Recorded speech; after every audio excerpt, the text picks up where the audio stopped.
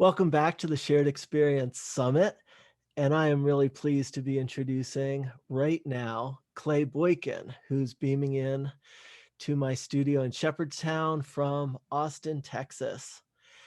And Clay, I've experienced very little of you so far, but I was really mesmerized by a short video you shared with me on mandalas or mandalas. I'm not sure how you pronounce them. Can we just start with your journey to mandala making and a little bit of your path? Sure. Thanks for asking. Um, First, I want to say that I'm really excited about what you're doing. This whole program, the summit. I'm just becoming familiar with it, and I'm anxious to learn more about it. So, hats off to you for doing this. Awesome. Well, I appreciate your co-creation and your willingness to participate. Sure. So I've been a visual person all my life, and it started from early childhood. Some things happened. I had an accident and so forth. And I found that linear writing and taking notes didn't work. Mm. You might as well just throw my notes away. But if I drew pictures, if I draw relationships, which we now refer to as mind mapping, this is back in the 60s, you know, I could understand, but that wasn't the right way to work. So I would hide it. Well, during my corporate days, fast forward to the 80s and 90s, um, I was doing that. I was mind mapping, and I was in an engineering organization, and I'm more marketing and business development. And my way of understanding there again was mind mapping. Well, I took it a step further in later years and began to realize that as I was taking a mind map and drawing relationships between the words and symbols, it was beginning to form a picture and tell a story. You know, typically a mind map, people will draw a line and connect, and it's kind of follows the different paths. But do they ever look at between the symbols? What's in the white space in between? And I found that I was drawing relationships between everything, and I was, in effect, drawing a mind map. Like Joseph Campbell says, it's a way of putting all the scattered aspects of one's life into context, just paraphrasing. And if I go back to the Tibetans and if I look all around the world at mandalas throughout history, they're telling a story, and it's the relationship between the words and the symbols that provides a lens through which a person or a culture can view the world. And so that's what I do. I do that for myself. That's what's hanging behind me is my personal mandala. And it's evolving. It's been evolving. Every journal I redraw it, and that's my personal ritual, if you will. It's a sacred time for me, and it's always changing. So it's always drawn in pencil. Mm. So that'll give you just a little bit of background on that. Wow. Well, so one thing I just want to say first, when I check in with my feelings, I it's actually resonating like right in my solar plexus, like both your words as well as the image behind you and the whole and your voice. There's just I want to ask about the term mind map, and I see on your website you use the term heart mapping. Yeah. And it seems that you're really mapping much more, not just the white spaces, but you're mapping the whole. Right. That's right. Yes. When I work with an individual or an organization, we have a conversation like you and I are having right now.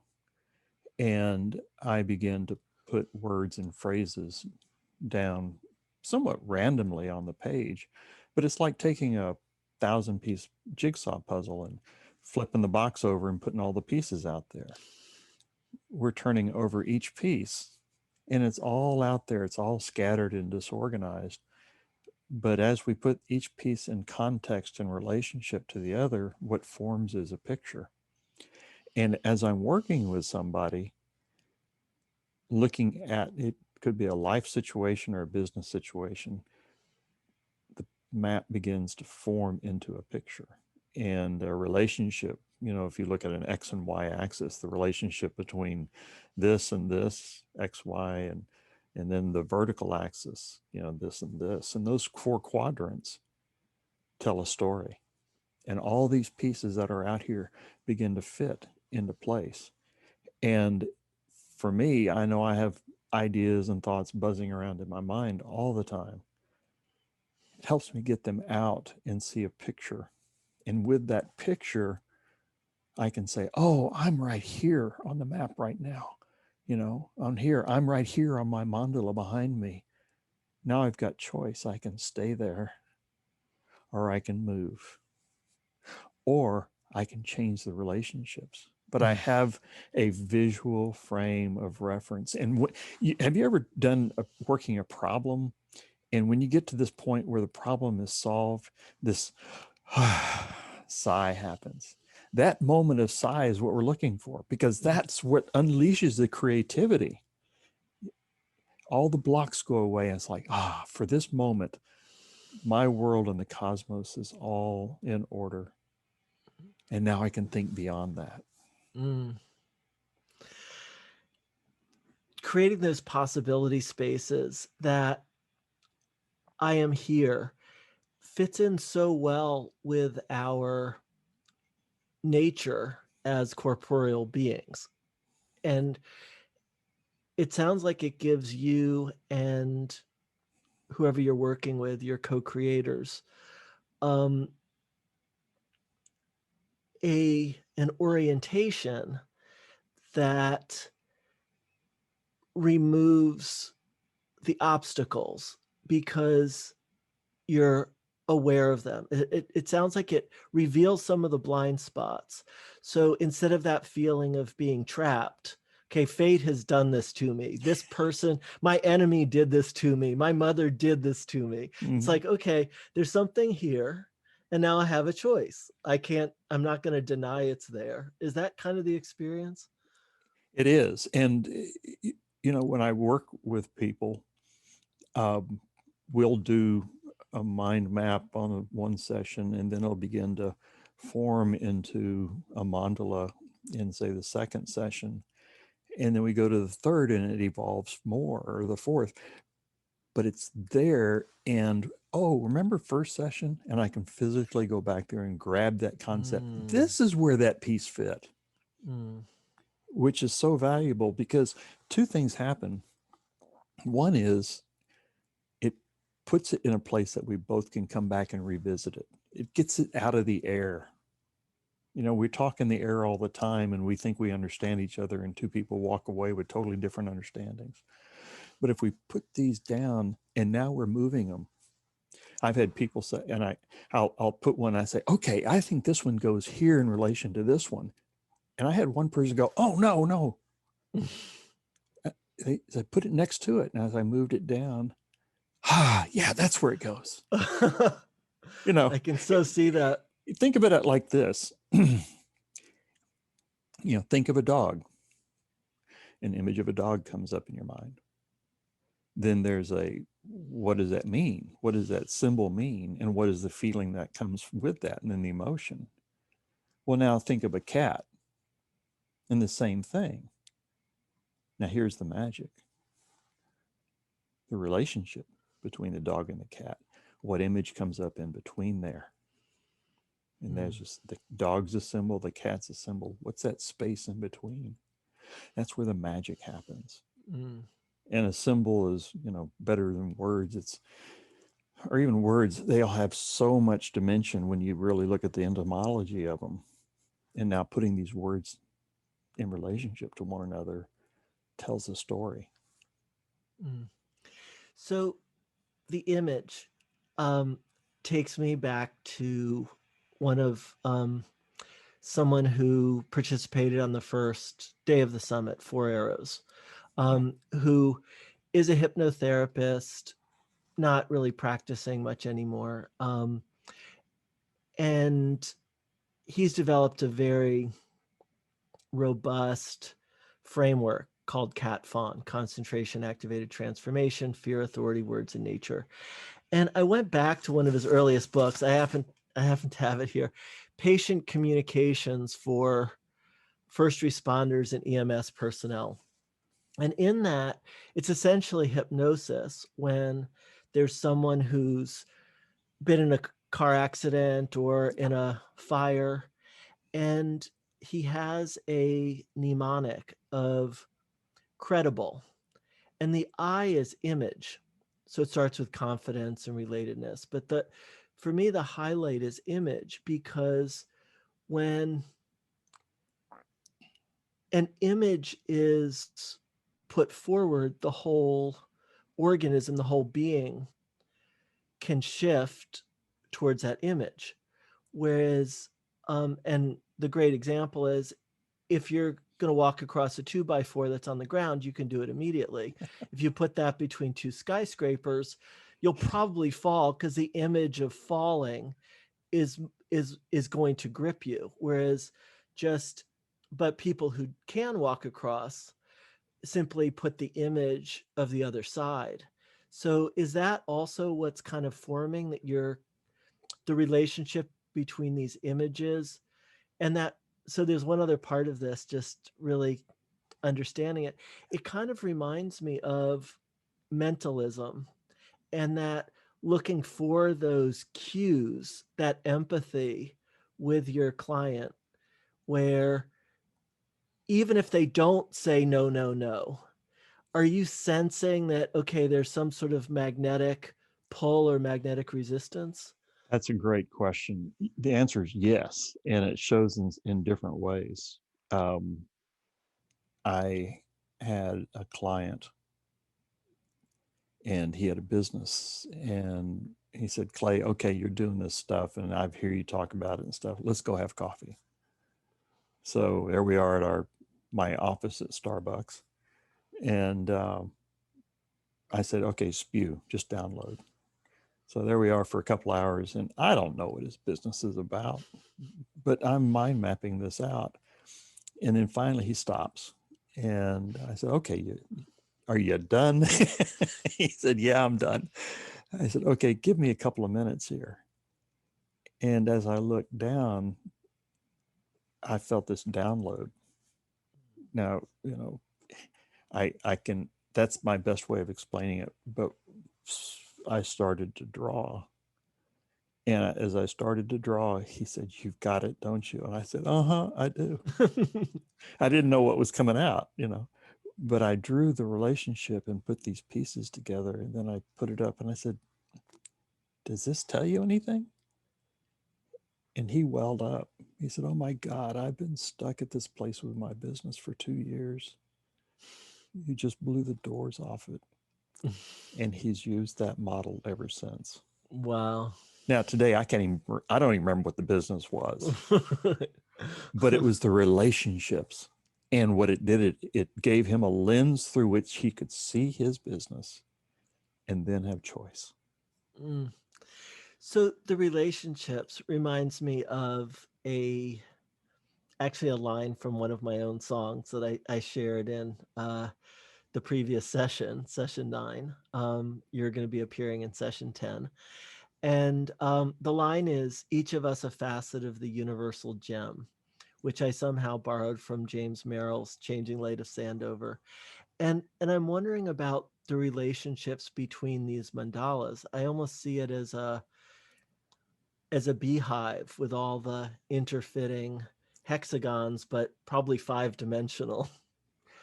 Mm-hmm. You're exactly right. And one of the things that this mandala has, it's 2-dimensional. And in my mind, I can see it being Mm. 3-dimensional. And talking, I think you had Howard Taish on, Mhm. or talked with him, and we're talking about taking the mandala into virtual reality. Mm. and to be able to walk and touch and feel and add that dimension to it. But you know, within this mandala here are mandalas within the mandala. There's one there. This one that's let's see if I can do it with my thumb right there. That's on vulnerability. Mm, You know, Brene Brown standing in my truth with an open heart versus being closed. Well, there's also the angry heart, the mm, broken heart, the wounded or the fragile heart. And I put all those in context. And when I work with organizations and I put that up there, I ask them, well, where are you at this point? Write it down. Don't say it, and privately tell me. And I map it out. And you can see where everybody is on the vulnerability map.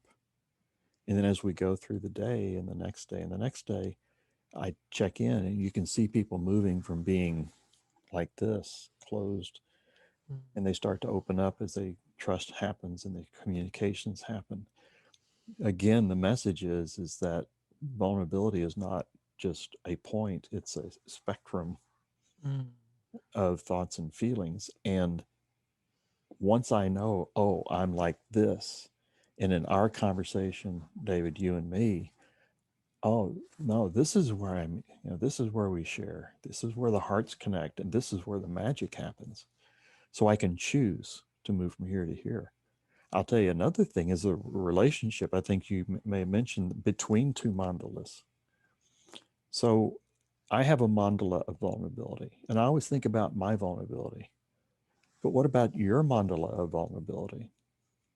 And how are we showing up? And am I mindful of your mandala? And can I sense and understand, is your heart open or is it closed? And if it's closed, why is that? And what can I do to create a safe space for that heart to open so that we can be standing in our truth with an open heart mm. together? Wow, that's beautiful. It's still so fascinating for me how much I can feel your words in a way that I don't know. I can't recall necessarily experiencing before. And really, I mean, I think the mandala is part of it.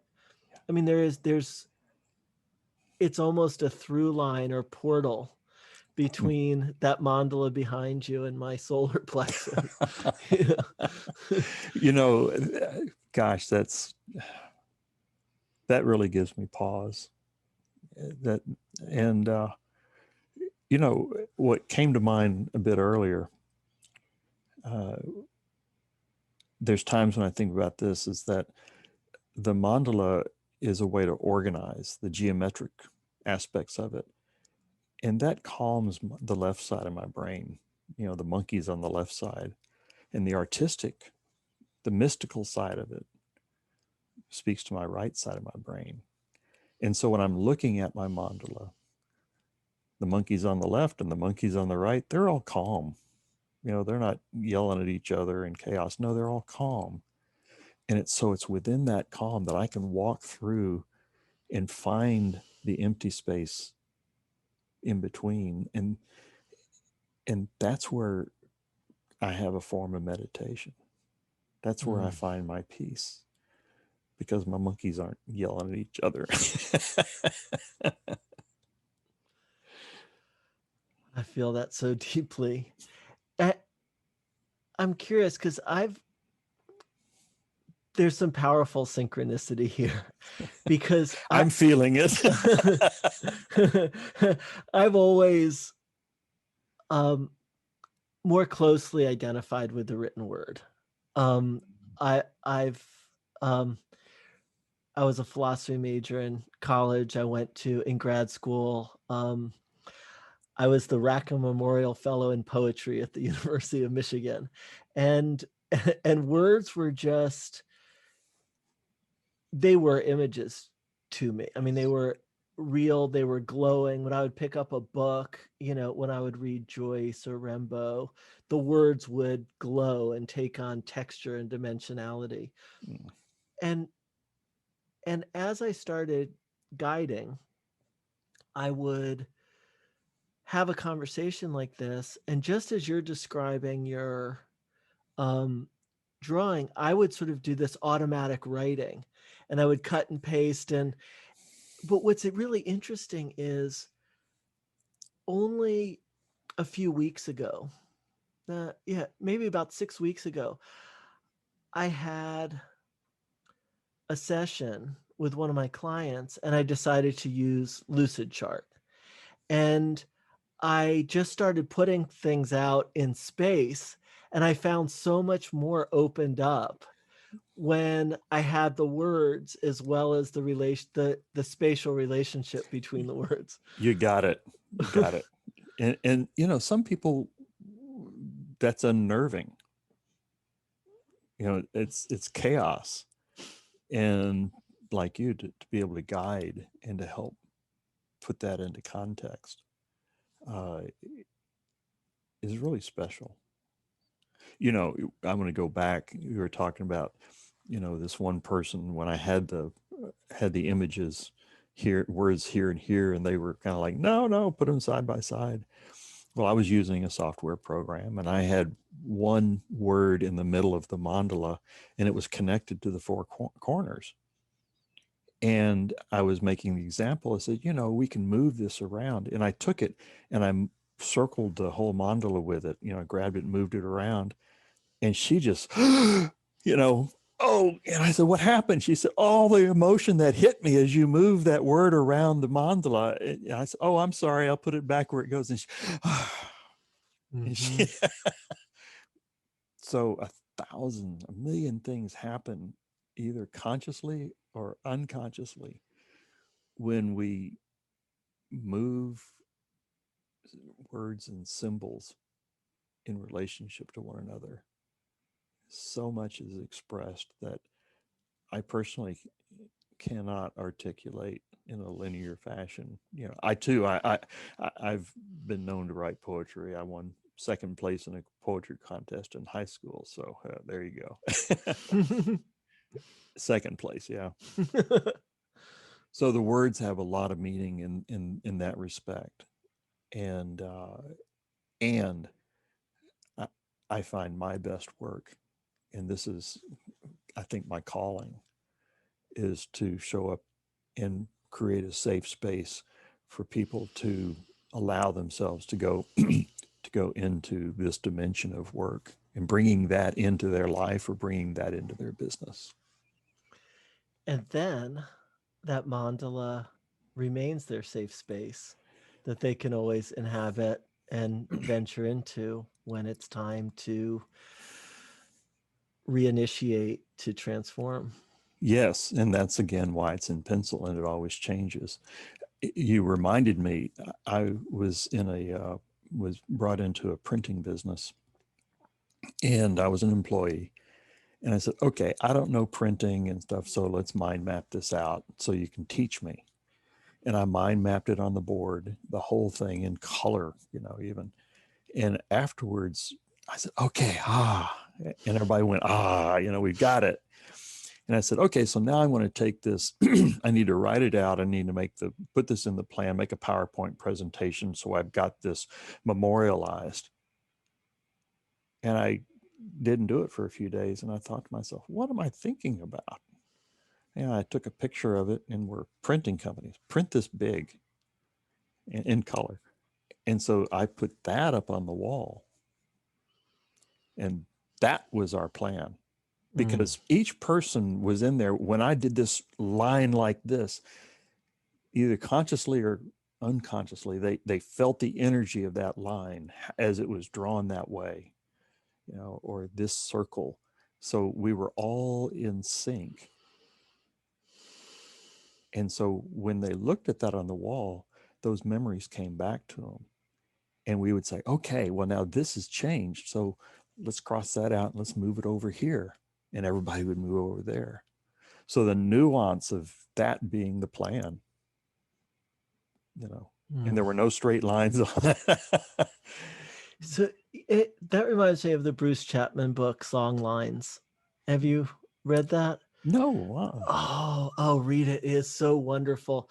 It's his journeys with the Aboriginal peoples of Australia Uh, and how they map the world through their songs and how their walkabouts, and it's the most gorgeous book. Gosh, that sounds fascinating. And you're right. I mean, that's another form of mandala itself. Mm-hmm. And and I go back, whether it's the Tibetans or the Egyptians or the um, the Mayans, you see this played out, the spatial relationship between words, concepts, and symbols, you know, throughout antiquity. So let's take what we already know from antiquity. There's nothing new under the sun. And let's take this idea and this concept and let's apply it to ourselves, or let's apply it to our business and use it for the tool that it's meant to use, and use that as a springboard to go to the next space. Yeah. It will never be complete. If you're successful in business, it'll never be complete. It'll always be evolving. It's interesting. Recently, I went out of my comfort zone. I took a course on repression at the Brooklyn Institute of Social Research. And this is what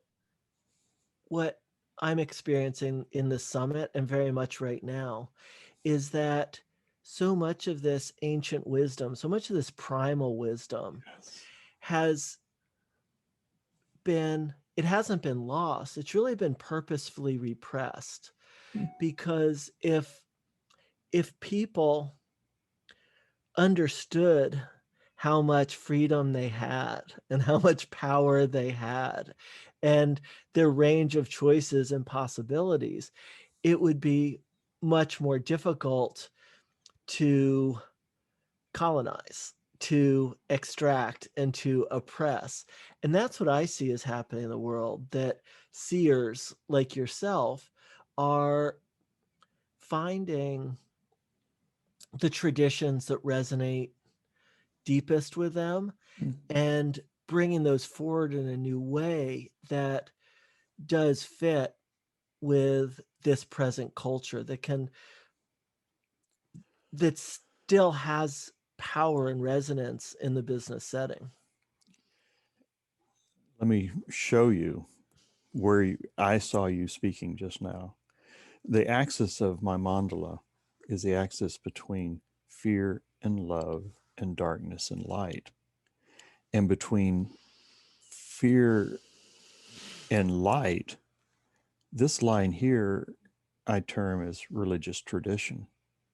Now, we know from Karen Armstrong's studies that the common thread between all religious traditions is the golden rule, the idea of compassion. And that's where compassion is down here. But the point I want to make is that in the religious traditions, there is the exoteric and the esoteric. The exoteric being the dogma, and that's the repression. The esoteric is the mystical. Mm-hmm.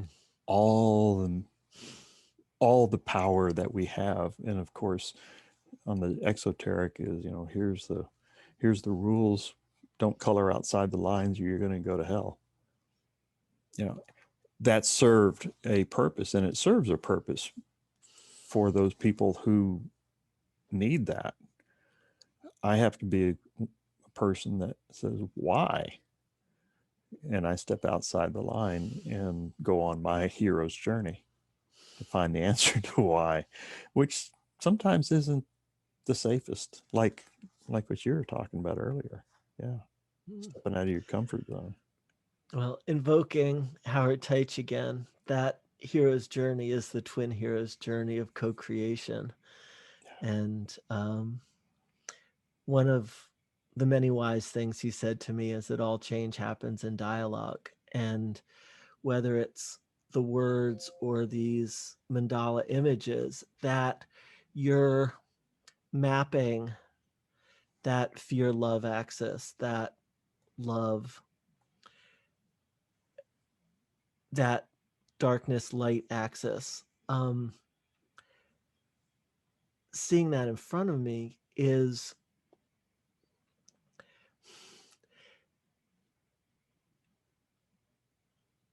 from in the past, there's always been,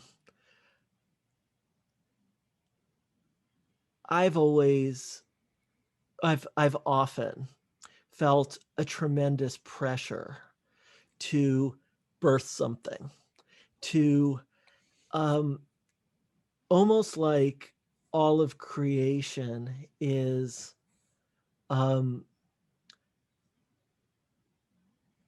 is yearning for a particular image or word or song or poem. And when I discovered the medicine wheel, and um, Mhm.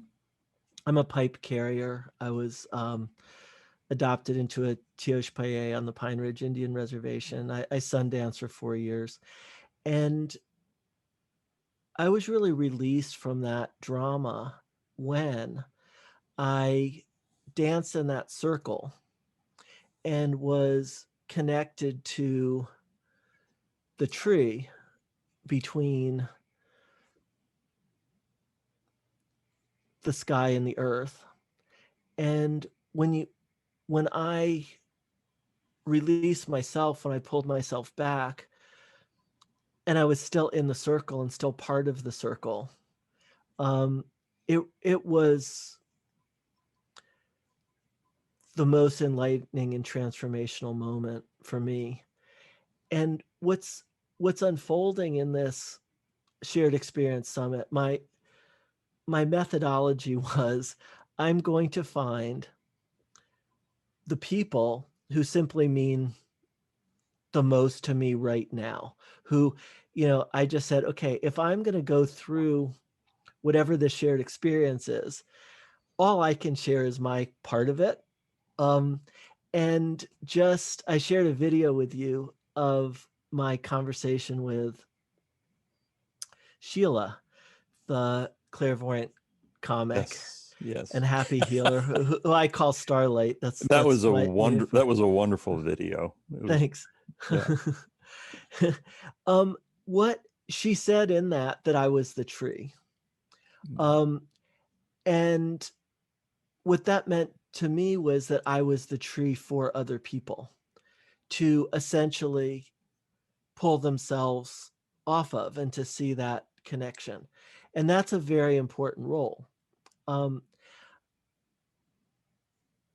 there's what's really interesting is those cards were cards that she had purchased and essentially created right there my mini mandala in the moment by selecting these cards and letting synchronicity, serendipity, cosmo, um, the universe have a guiding hand in the conversation. Yes. I'm I'm really curious. My question is, how much are these, like I see the Om in the middle. How much of the elements? So if we took a traditional medicine wheel of east west, east south west north, and some of the meetings that are laid on that by tradition, how much of these elements like vulnerability would be, or I see the infinity sign, how much are you taking patterns and elements, and how much essentially novelty is there in the images as opposed to the relationship between the images? Well, I love that question. It, it this is during my dark night of the soul, and I was saying, well, how do I get myself connected back into the universe? You know, how do I put all this into context? How do I put the ancient megalithic structures, and we don't know how they did that, why they did that? How do I put that in relationship to fear? Or how do I put that in relationship to religion? And what about um, you know, whatever. But how do all, and so as I am learning, I'm finding, well, where does that fit on the mandala? Oh, it fits here, or that one fits there. And Well, for instance, the outer circle represents the precession of the equinox, the Mm. 20 roughly 26,000 year cycle of time.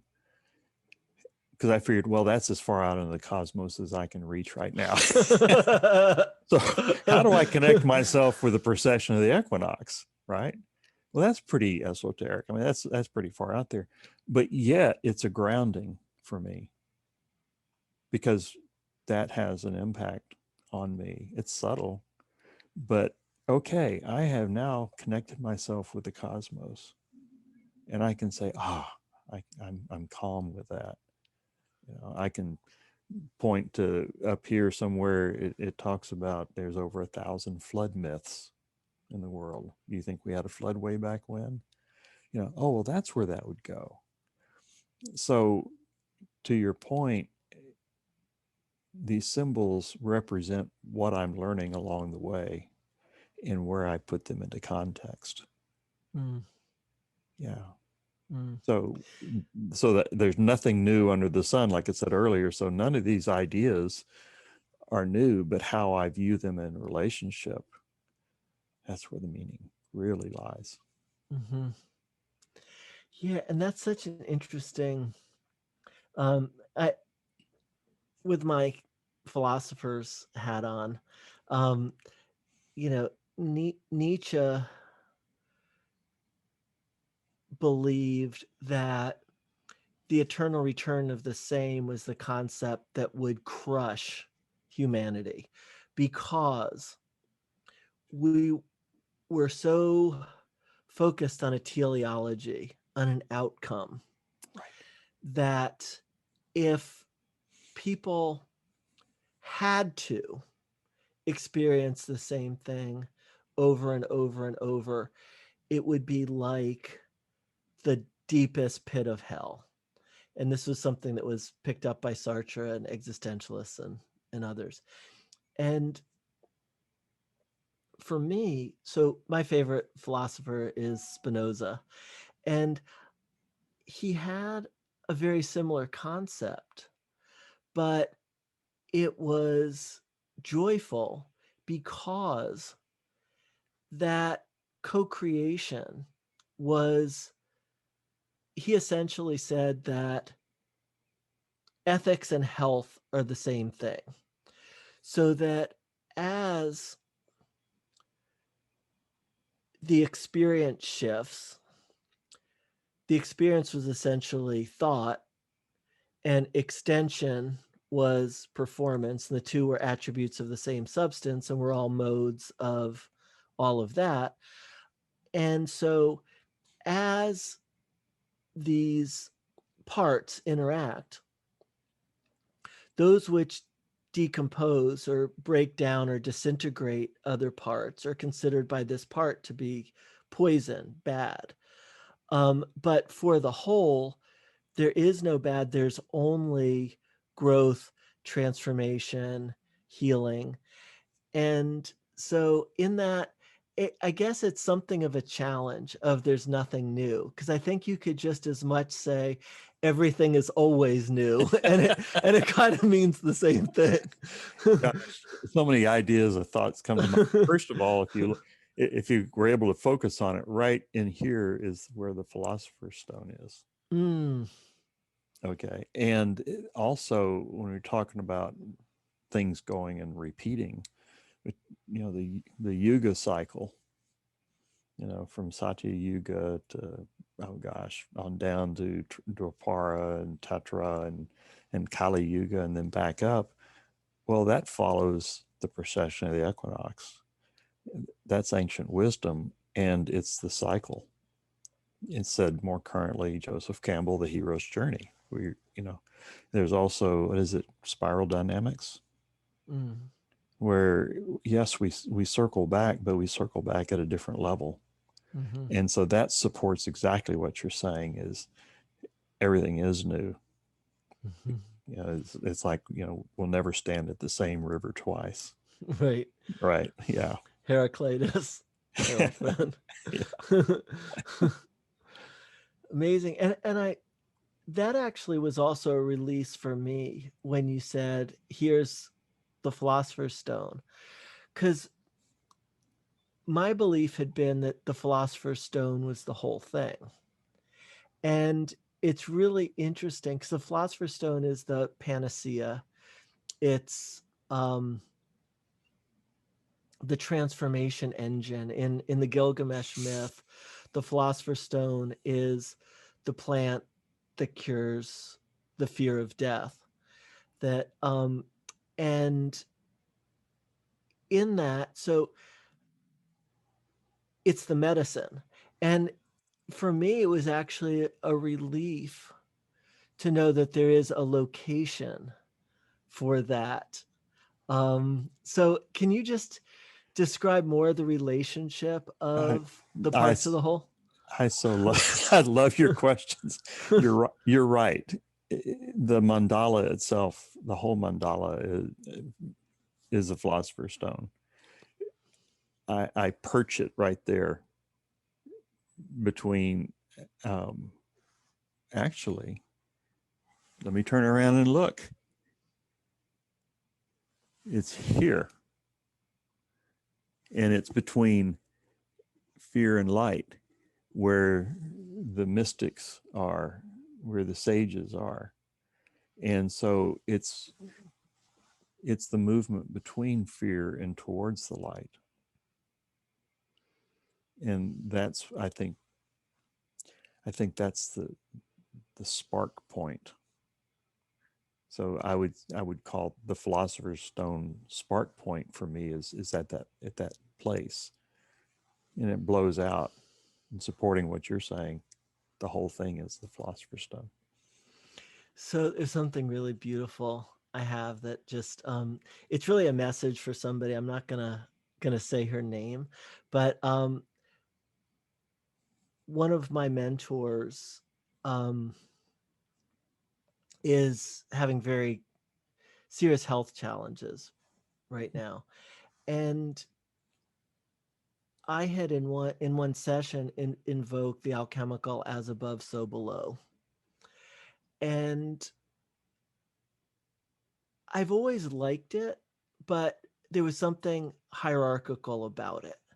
Um, because of what our civilization has done, taking orientation and putting value judgments on it, Mm-hmm. right? But it was very hard for me, with our military culture, not to see a four-star general as above, three gold Mm-hmm. bars, right? Mm-hmm. And so she transformed it into as within, so without. And it made this really beautiful correspondence. Um, we've had a very challenging dialogue because of these traditions of ownership and intellectual property and words, and whose words are they, and how are they going to be used, and how are they licensed. And one thing that I love about these esoteric traditions, in the words of Jesus, it was pearls before swine, where it's like, it really doesn't matter, put it all out there, because only those who are on the co-creative quest with you, only the ones where this image has value, they're going to see it as a pearl. The others are going to see it as something inedible. And I just want to add one other thing, because I really want to honor our four-legged relatives, our brethren of the porcine nation. There is a value judgment of equating two-legged humans with swine in a way that is derogatory. And so those are some of, as I increase my awareness, I always want to, when I invoke a particular tradition that has been distorted, and it is certainly possible to empathize and understand that those probably weren't the words, or weren't, there was a cultural context. And um but I do, I mean, one thing that I love about this tradition um, is that I don't believe there is a sense in the Tibetan tradition that only certain people are mandala makers, and that there's something transgressive like the sorcerer's apprentice. You know, if you've gone and made a mandala, that some horrible thing can happen to you. I agree with you. I mean, I truly believe that we all are mandala makers. Um, I want to go back because what came to mind was Copernicus. Mm, You mm. know, he stood on the bar stool in the bar one day and said, "Hey guys, we got it wrong. You know, the sun doesn't rotate around the earth, it's the other way around." And we look at that, and that was in the midst of the Renaissance. It fundamentally changed our orientation. All of a sudden, up was down and down was up, so to speak. And all of the belief systems and all of the knowledge and wisdom had to be filtered back through that new piece of information. And that, I believe, began to divide science and spirituality. Because up to that point, if we didn't understand it, well, there's something greater going on here. But we began to be more reductionist in thinking that, oh, I can figure this out. If I can figure the sun and the earth out, then I can figure this and this and this. So now what gets born is we can learn more, learn more, learn more. The myth of progress. Mm. And with the myth of progress, intertwined with that is patriarchy. And so that intertwining, the dark side of that is the myth of the fall. And, you know, what damage have we done? What have we done well, but what is the damage? And now we're looking at it. There's a third myth, and this is Richard Tarnas speaking, really. The third myth is the myth of it doesn't matter anyway. We, you know, let's go have a beer. You know, we don't have any impact on it. But I submit that with all of the change that's happening and the planetary alignments and all that's happening right now, that I believe that we're living out the myth of liminality. Mm. You know, we're like the trapeze artist that is turned loose of one trapeze and is weightless in the air and the other one's coming up. It's the most exciting time. It's not in betwixt and in between. It's we're in a liminal space. That's where everything happens. You know, when people talk about the change is going to happen, the change is going to happen, folks, we're in it right now. This is it. You know, roll up your sleeves and enjoy it. So amazing. So there was a I had read somewhere that the word weird came from, and you're in, you know, the Keep Austin Weird world, um,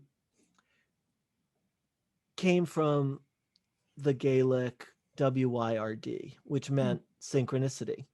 Um, and the shamanic path is also around correspondences. When I was studying French poetry, one of my favorite poems was, or cycles, was Baudelaire's Correspondences. And I understood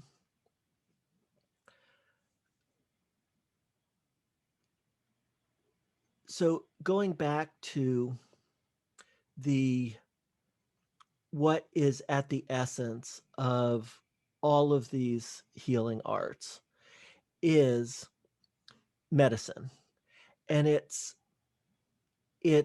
the connection between the standing nation, the plant people, and the sky people and the star people, and us, the two-leggeds, and those correspondences, what's happening now, and liminality is when you do, if you do follow this shared experience summit. I don't remember which session it was, but I provided an entire message on liminality, and and and I used these two. I applied these two mandalas that I called the vicious circle and the virtuous circle, and that in liminality is where you have the awareness and the choice, and one isn't good or bad. And I said very specifically,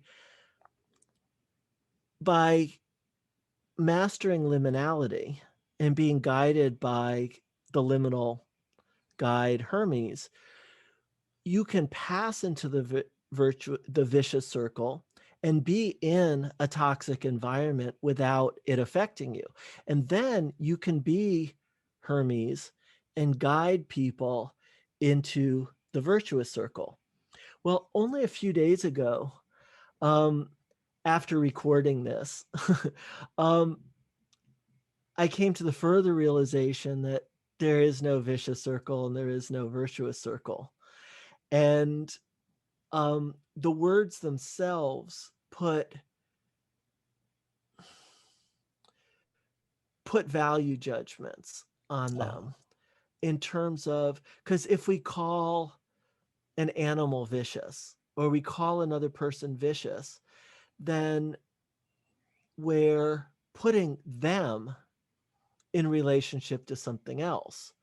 Whereas these flows aren't viciousness and virtue, the flows are connection and separation.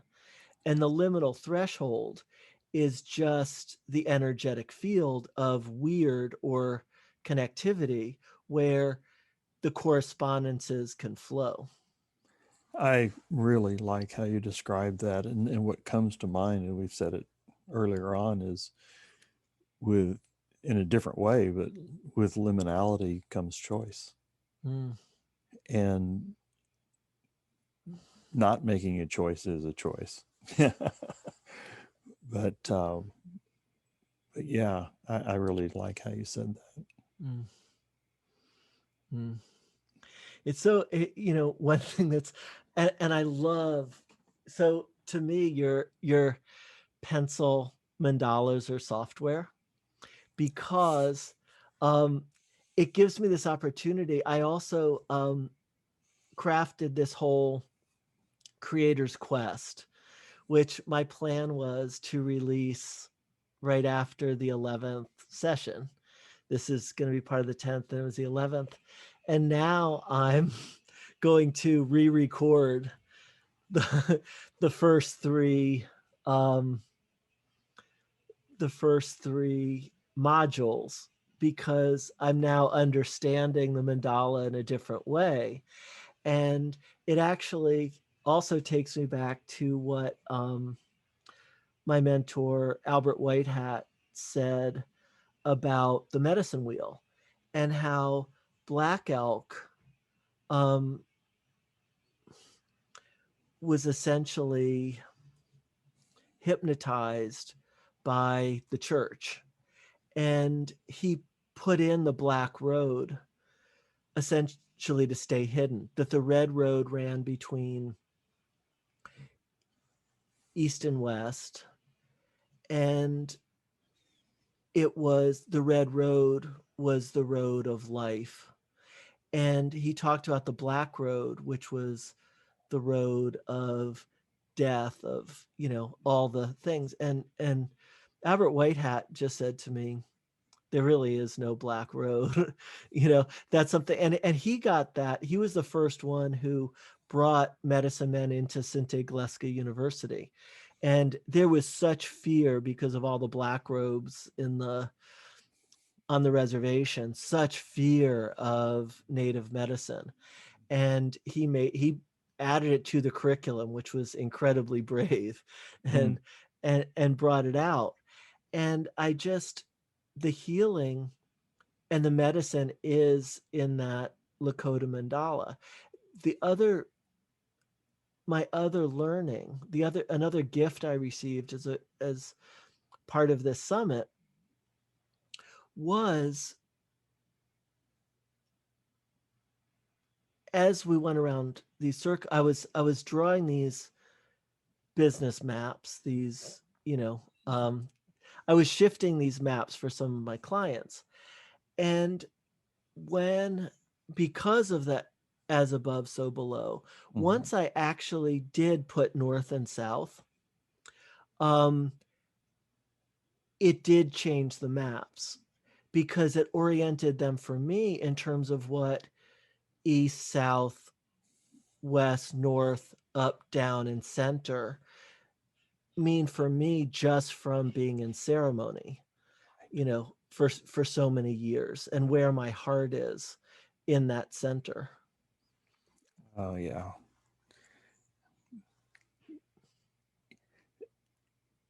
I- That I love that. I want to go back when you were talking about the pencil. Mm-hmm. Just a little bit of a sidebar. South by Southwest, there was this one workshop. It was called Cool Tools, and everybody had their cool tool that they were showing, and it was open forum. And somebody had a backpack, somebody had a scarf, And this one guy pulled out this little pad of paper, a little spiral notebook of paper. He says, "This is really cool because I can just write something real quick and put it back in my pocket." And my buddy I was with, I said, "I've had enough." You know, and this was towards the end, and they said, "Well, anybody else have anything?" And I said, "Well, I do." And so I went up there, and I was the old man in the room, right? They thought, "Oh boy." And I said, "My cool tool is the pencil. The pencil is magic because my thoughts flow down my arm, and it's the manifestation Mm, of the download and the thoughts that are going on, and the tactile nature of it. It speaks to me.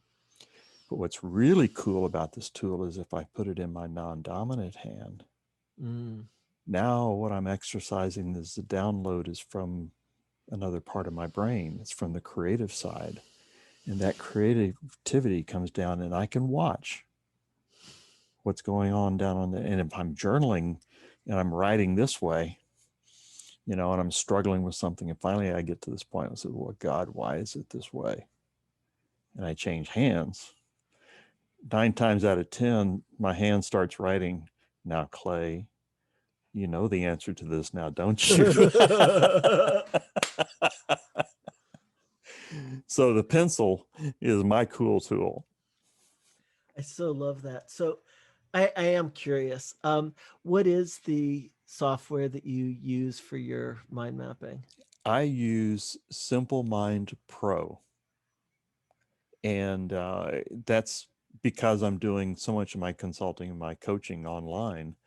It's a wonderful tool. I work with an organization called Charter for Compassion, and I happen to be facilitating or putting together the Men and Boys initiative for the charter, and I'm working with the women and girls.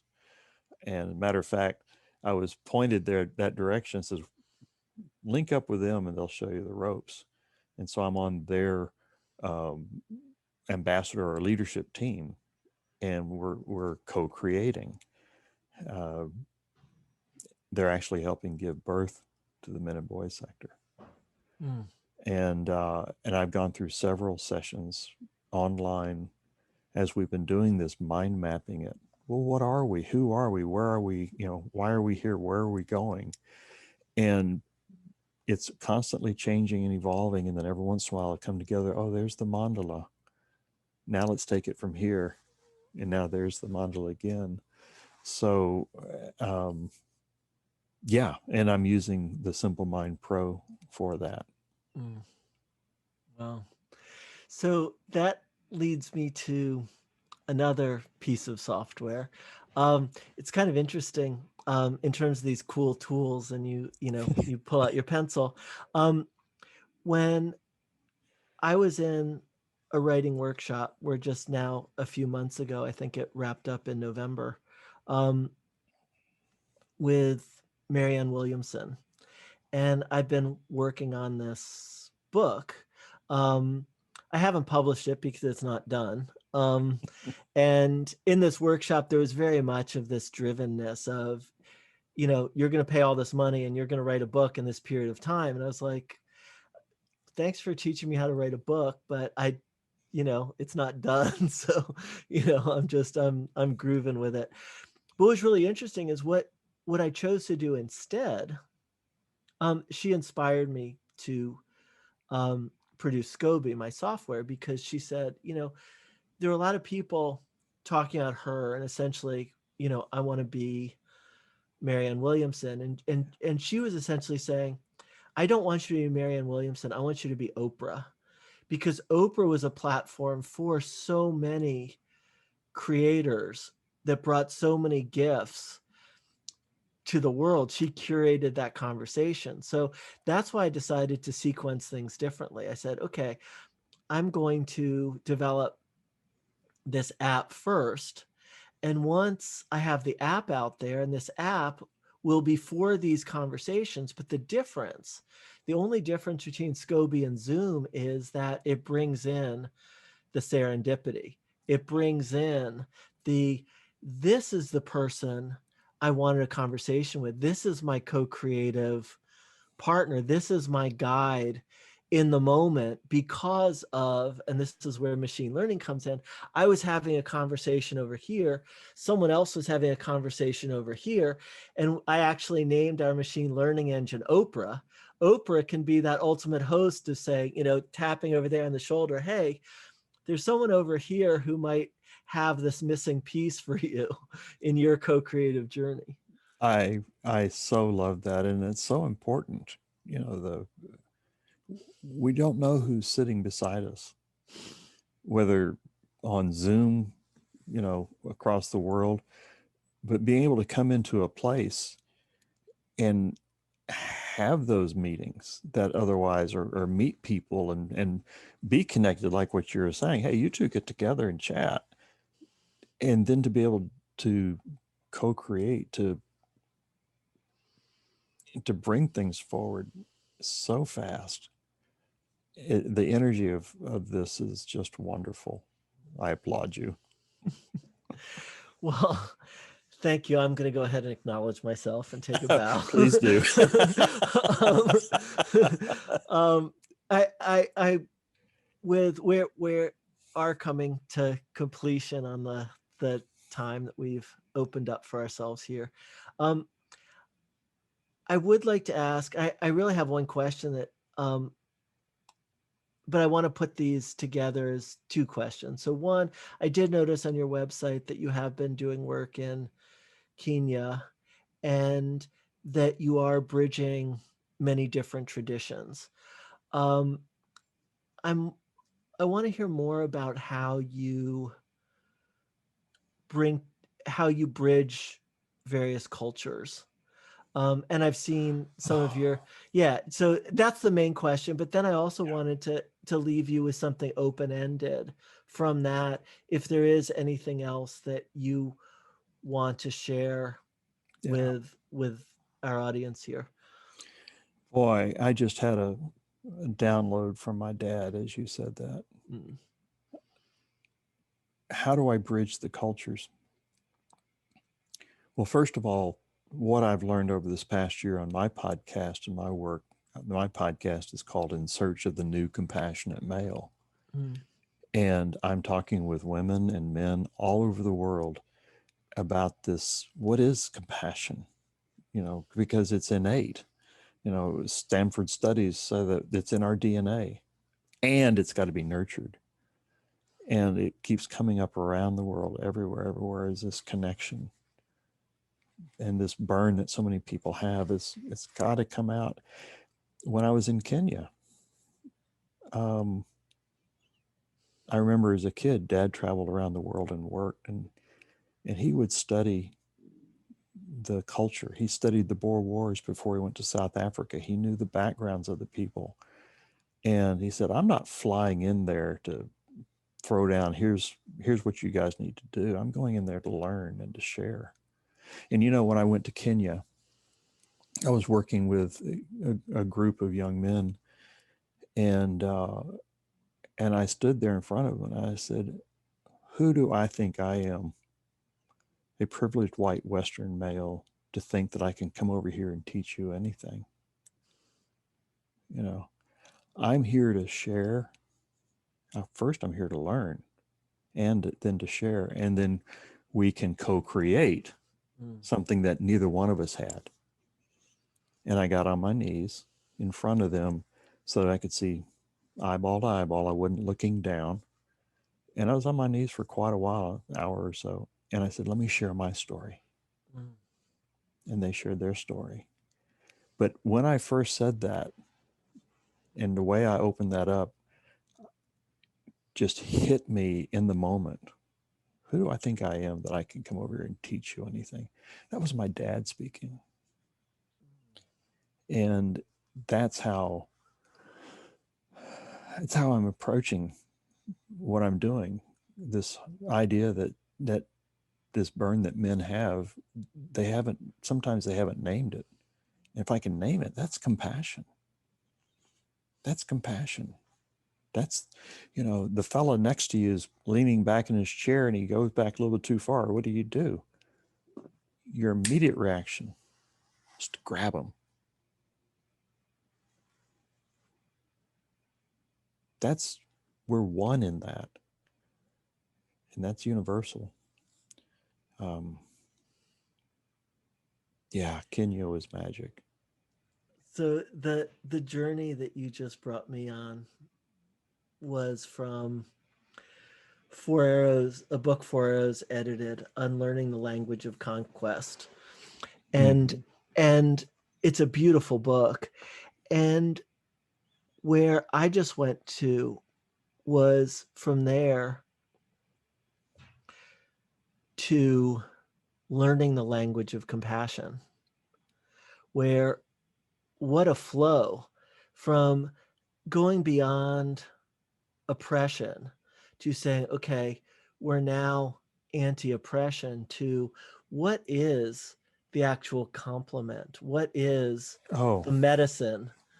well, I go back to something. Dr. Karambu Ringera is the person who invited me over, and I met her through my work with an organization called Gender Equity and Reconciliation International.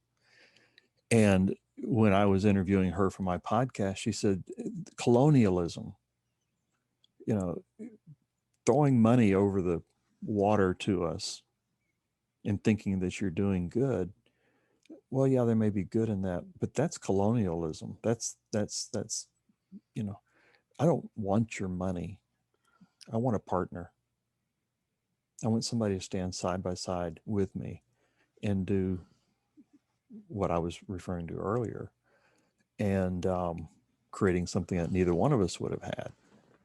I have to share a short story just very quickly. My last day there in Kenya, I was going up to the top of the hill where we had had a fire the previous night in the circle of men.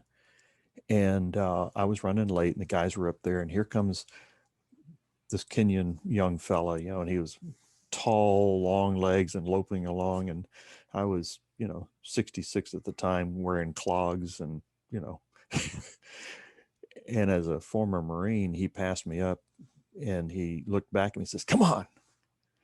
Well, it sparked in me. I said, "This kid, I'm going to pass him up." And we both went up the trail, and he made the turn. It was a gravel trail, and I slipped and I went smack down on my face. My hands didn't even hit, and I was pretty badly messed up, and I was bleeding. But on that down, I thought to myself, "Oh, I don't want them to feel bad about this." And on the bounce, two guys were picking me up. "Oh, I'm Mm. so sorry." So we were caring for one another, and I was bleeding and so forth, and they were checking me out. And one fella came up to me and he put his hands on my shoulders. He says, "You've shed blood on Kenyan soil. You're now one of us." Mm, Oh, mm. Well, that's crossing the cultures. And that mm, can happen. That does happen. And that's alchemy. It's liminality. That's liminality. Yeah. Yeah. Yeah. What I want Well, people to know is how they can yes. contact me. All right. Well, they're going to see a link to your Great. website, right? It's either to the right or left of this video. Right. It's clayboykin.com. That's right. Very simple. Yep. And I imagine so that's the first step of how to contact you. But and as soon as our app is in the App Store, which will be within 7 or 8 days, Mm. I'm getting very excited. Um, really hoping you'll join us on Scoby and guide people in their co-creative quests, and discover you and your prodigious gifts. Mm. Thank you for the invitation. I will take you up on that. What you're doing is, I'm going to say it, it's magic, Thank and you. its time has come. Thank you so much. Yeah. Bye. Bye bye.